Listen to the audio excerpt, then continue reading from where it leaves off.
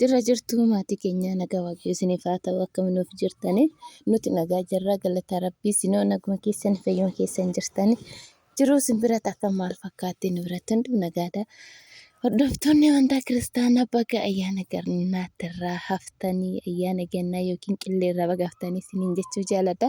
Egaa har'a maal nu qabattee dhufte bal'atuun jechuun keessan hin oolu. Egaa akkuma argitan kana waan bareedaa qabadhee isinii dhufee maali innis kinooma argitan jechuudha. Viidiyoo kana ilaalaa fotoon isin jira viidiyoon isin jira.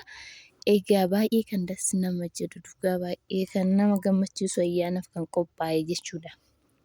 Meeshaan kun egaa argitanii waa akka bareedu. Meeshaa kana obboleettii keenyatu hojjisiisate obboleettiin keenya tokko hin hojjisiisatte. Kazaa numatu hojjisiiseef jechuudha nuti hojjisiisee magaalaa Asallaa keessatti hojjetame meeshaan kun jechuun hundi hojjisiisattee miti as keessaa kan ishiin hojjisiisatte soofaa algaa TV standii tiikiin gaabitarii kan biraa maalidhaa bakka ikaan gara ikaa torbaati garuu kan biraa wambarii abbaa jahaa jechuudha. Inna kana fakkaata jechuudha dhugaa dubbachuudhaaf.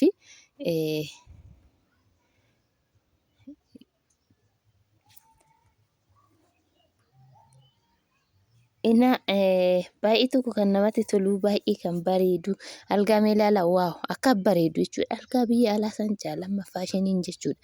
Algoota biyya alaa sanii olitti hin dhufu jechuudha dhugaa dubbachuudha. Biyyi keenya sirriitti hojjeta. Hojiin isaanii iqaa biyya keessaa fi muka biyya keessa yookiin biyya alaati jechuudha. Kan biyya keessa ta'e waaganiin kanas kan biyya alaa ta'e immoo waaganiin isaa wuddiidha jechuudha. Yoo isiniin jedhu meeshaan munni achi dhufu jechuudha. Munni amma fakkeenyaaf algaa achi dhufu kan biyya keessaa fi biyya alaa qaba jechuudha. Kun immoo kabatii yookiin kan kushiinatti iqaatti fayyadamnu.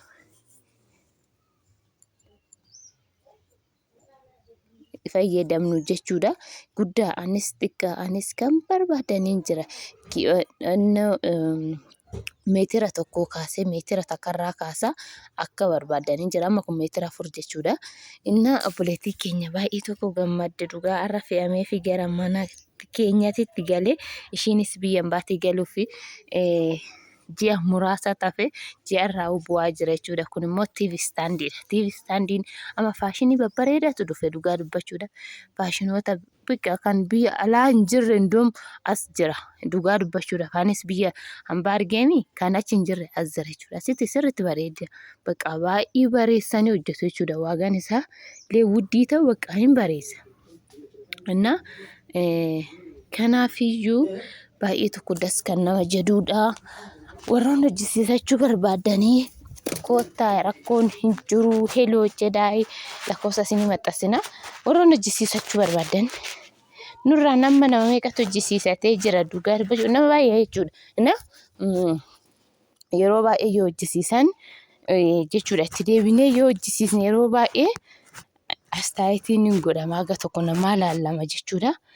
Inna kanaafiyyuu waagaa baay'ee wuddii kan hin taane waagaa madaalawaadha. Fakkeenyaaf soofaan haga 180 hin jira jechuudha. Biyya keessa soofaan haga 180 hin jira. Meeqarraa kaasee jechuudha 45 irraa kaasee 45 gadi hin jiru 45 irraa kaasee haga 180 hin jira jechuudha. Bakka 45 biyyaas 40 bakka miccirishaa kan jedhamte 40 waan hundaa hin beektan jechuudha. 40 jechuun damooza biyya kamiitiyyuu kan ji'a takkaa jechuudha. Biyya kaawwan akka Dubaay akka Suudiin doom ji'a takkaa oliiti. Ji'a takkaayyuu fixu jechuudha. Ji'a takkaa olii osoo hin ta'e ji'a takkaa fixu jechuudha. Soofaa bituuf gizeedha bara malee duraan 40 jechuun mana muluu guuttatu garuu amma gizee uummanni hundumtuu akkuma doolaarra achiin cammare asiis cammaraa jira. Doolaarra achi ol ka'e taanaan bakka meeshaan biyya keessatti akkasumatti ol ka'a. Inna kanaaf isiniin jedha maatii keenya garuu meeshaan immoo baay'ee bakka xiraatii kan qabuudha. Isiniin jedha soofaawwan akkuma argitan kinuu babbareedaa yeroo darbillee isinii waraabee ture. kun lammataa innaa warroonni barbaadan wanna barbaadan hundumtuu nu biratti ni argama. Dhugaa dubbachuu wanni barbaadan hundumtuu jechuudha. Nuti kana barbaannaa jedha. Wanna hundumaayyuu hin hojjenna jechuudha.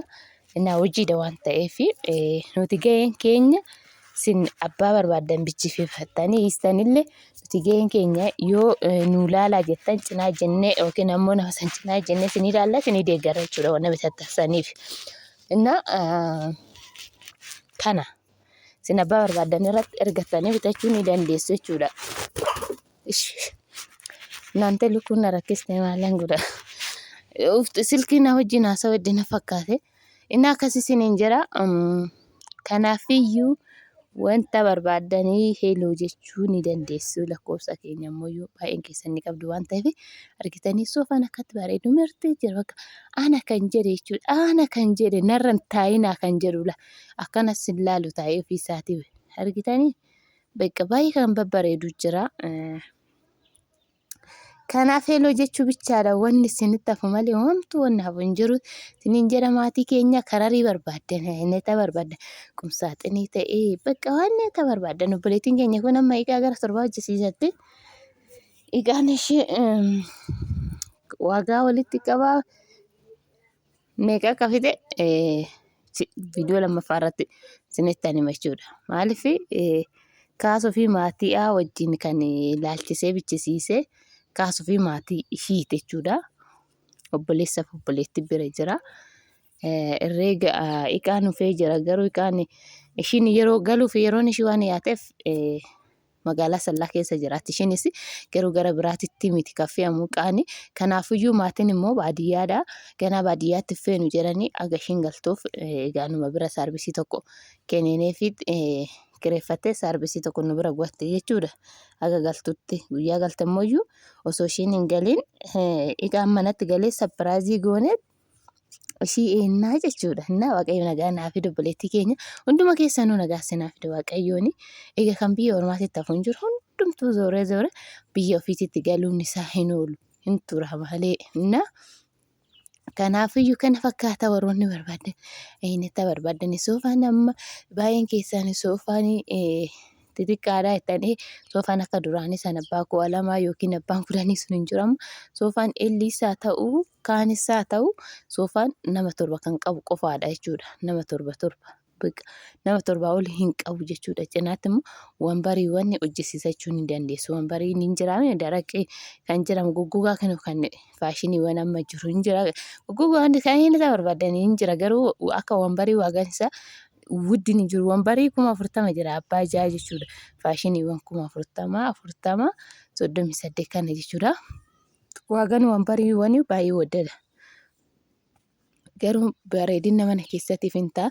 Nyaata yeroo hunda soofa irratti nyaachuurra achi wayya. Innaa kana isiniin jedha egaa viidiyoo keenya immoo subscribe like gochuudhaan maatii nu ta'a isiniin jenna. Ciao.